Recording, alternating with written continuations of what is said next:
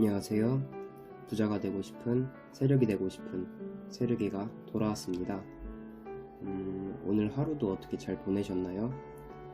학교를 가게 되어 나쁜 짓을 해서 들어가는 학교 말고요. 개강을 하게 되어 영상을 올리는 시간이 많이 지체된 점 양해 부탁드립니다. 요즘 장이 되게 처진다는 느낌을 많이 받게 되었어요. 시원시원하게 가는 장보다 주가가 떨어졌다, 올랐다 하고 횡보하는 장이 주를 이룬다고 생각이 드는데요. 이런 장일수록 더 조바심이 나게 되는 것도 사실이에요. 하지만 주식을 오래 보는 입장으로서 쉬어가는 이런 장도 나쁘지 않다고 생각이 듭니다.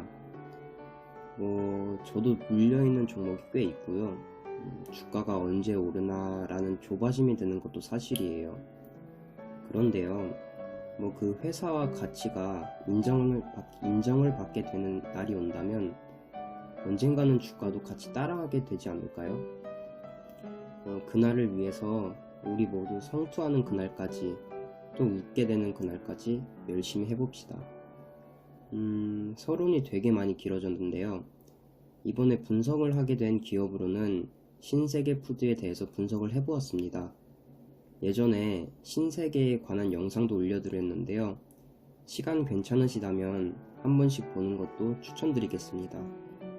자, 그럼 이제 신세계푸드에 관해 알아보기 전에 목차의 내용부터 한번 살펴보겠습니다. 자, 목차를 살펴보시게 되면 오늘도 어김없이 신세계푸드에 관련된 사업 내용을 들고 와봤고요. 다음으로는 그 신세계푸드에 관한 재무제표를 가져와 봤습니다. 그리고 세 번째로 공시와 뉴스란을 갖고 와 봤는데요. 혹시 더 궁금하신 점이 있으시다면 댓글란은 항상 열려 있으니 의견 주시면 감사드리겠습니다. 그럼 이제 본격적으로 신세계푸드에 관한 사업 내용을 알아보도록 하겠습니다. 신세계푸드란 무엇인가 라는 생각이 드실 거예요. 여러분들이 생각하시는 신세계라는 회사에 속해 있는 것도 맞고요.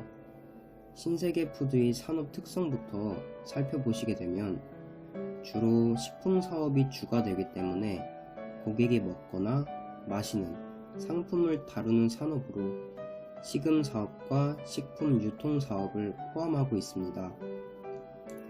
또한 식품 사업의 특성상 고객의 소비량이 정해져 있기 때문에 소득이 증가하거나 감소하더라도 식품 지출액이 급격히 변동하지 않는 경기 방어적인 특성이 있다는 점이 있습니다.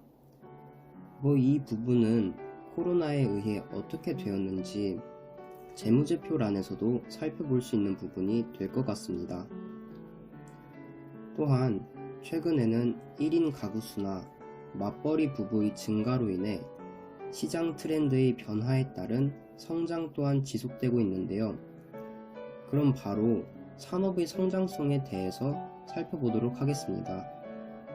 국내 식품 시장은 통계청 기준으로 2017년 기준 대비 7%가량 성장을 하였다고 하며 또 10년 전 대비로는 103.7% 성장을 하였다고 합니다.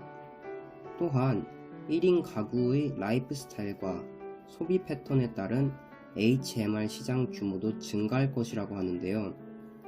HMR 시장에 궁금하신 분들을 위해서 이 HMR 시장에 대해서도 알아보았습니다. HMR 시장이 무엇이냐? HMR 시장이라고 하는 것은 Home Meal Replacement의 약자로 가정에서 해먹는 요리를 대체하는 가정 간편식이라는 것입니다. 가정 간편식으로 여러 가지가 있는데요. 이해를 돕기 위해 옆에 사진을 가져와 봤습니다. 보시다시피 주로 여러분들이 생각하시는 그런 전자레인지나 에어프라이어에 돌리기만 하면 완성이 되는 음식으로 생각을 하시면 될 것 같아요. 하나부터 10까지 다 음식을 해서 먹는 것도 중요하지만 귀찮을 때나 시간이 없을 때 저런 음식이 맛도 있고 많은 도움이 되긴 하더라고요. 또 최근에 한국농촌경제연구원에서 설문조사를 진행을 해보았다고 하는데요. 가정 간편식을 구매하는 이유로는 번거로움이 35.1%, 또 시간 부족이 22.6% 차지를 한다라는 결과가 나왔다고 합니다. 이뿐만 아니라 최근에 1인 가구와 맞벌이 부부의 증가로도 많은 구매 요인이 된다고 하는데요. 시간이 지남에 따라 HMR 시장도 많은 성장이 있을 수밖에 없을 것 같다라는 생각이 들게 되었습니다. 자, 그럼 계속 사업 내용에 대해서 알아보도록 하겠습니다.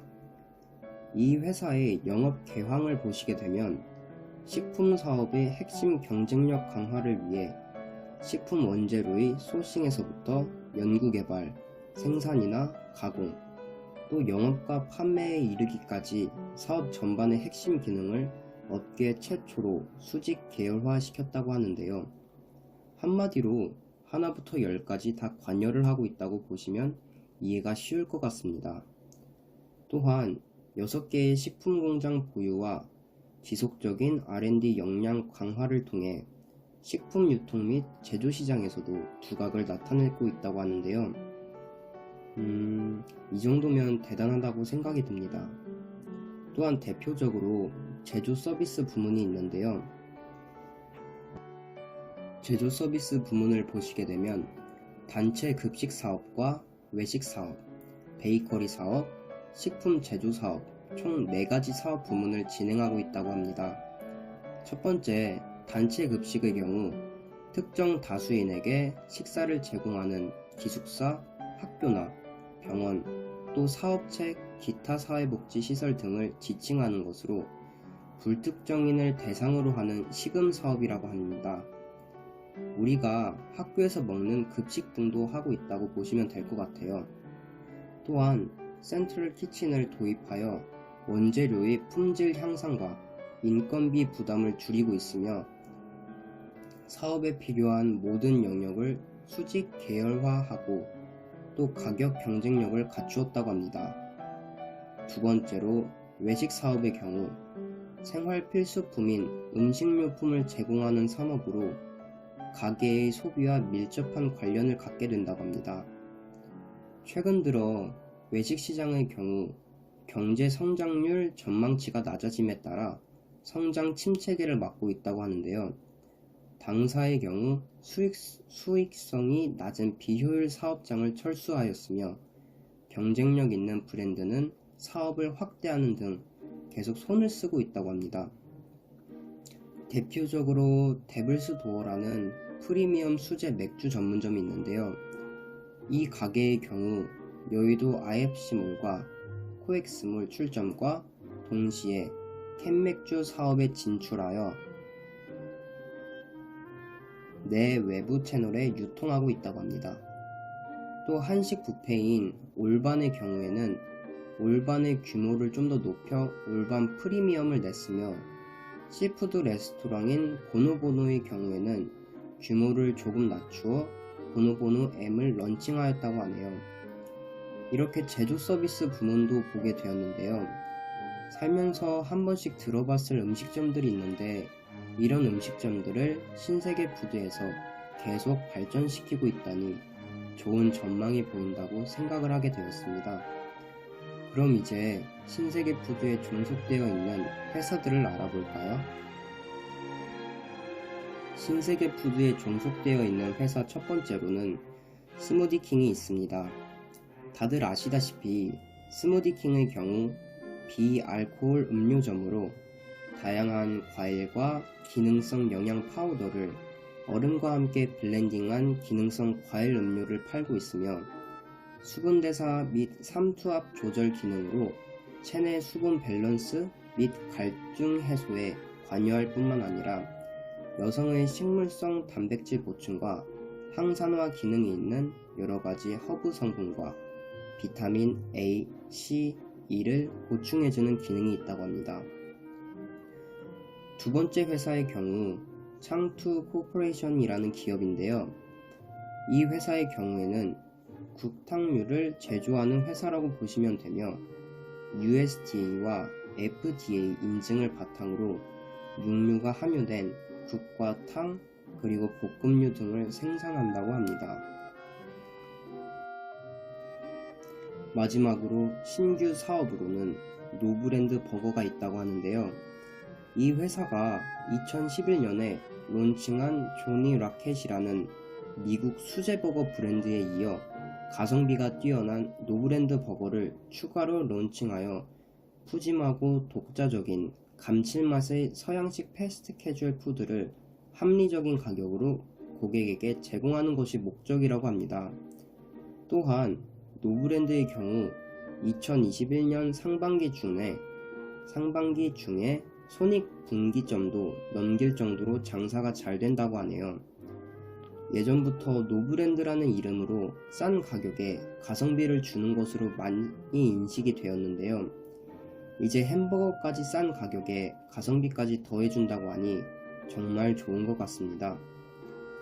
이렇게 사업 내용부터 신규 사업까지 알아보았는데요.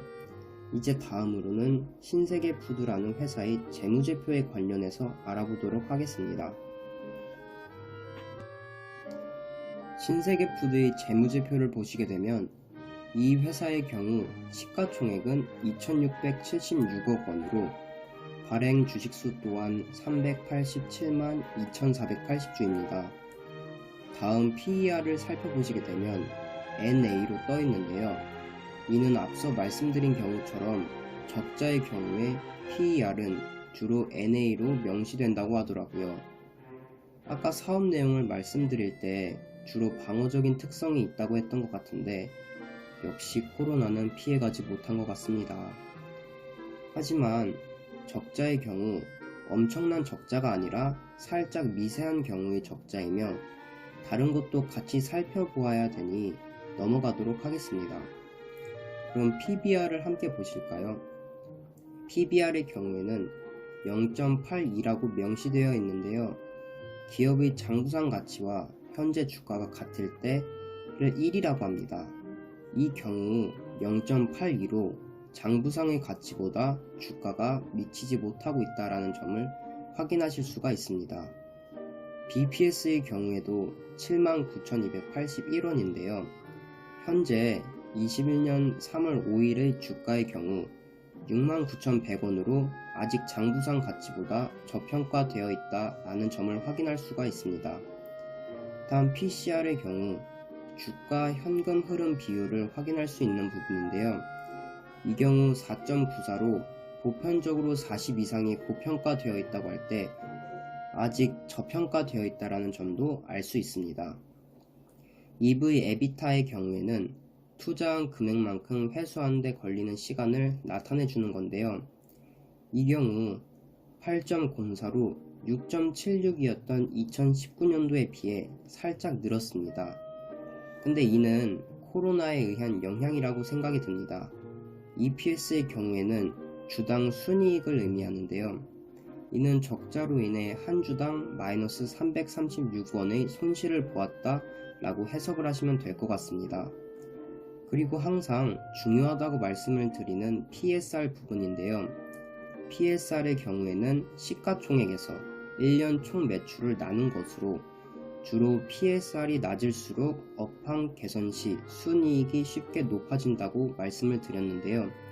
이 회사의 경우 0.21로 현재 매우 준수한 재무제표를 갖고 있다라고 생각이 들었습니다. 또 현재 하이투자증권과 한화투자증권에서는 목표가를 85,000원과 8만원으로 설정을 해두었다고 합니다.